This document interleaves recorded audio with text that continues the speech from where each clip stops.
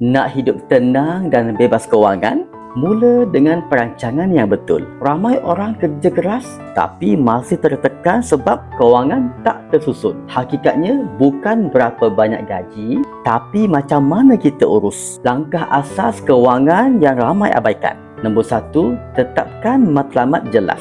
Rumah, kereta, pendidikan anak, persaraan. Bila jelas tujuan, senang nak disiplin. Yang kedua, sediakan belanjawan bulanan. Tahu duit ke mana pergi. Kawal kebocoran kecil yang jadi besar. Yang ketiga, simpan dan melabur. Asingkan simpanan sebaik sahaja gaji masuk. Jangan tunggu cukup bulan.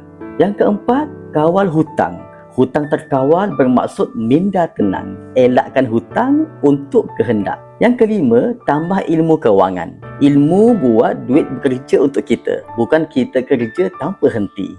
Yang keenam, pantau dan nilai semula. Hidup berubah, perancangan pun kena kemas kini. Tips tambahan, kalau susah nak simpan duit, tukar tabiat simpan kepada emas. Lebih disiplin dan lindung nilai inflasi. Tak tahu macam mana nak mula? Jom saya bantu.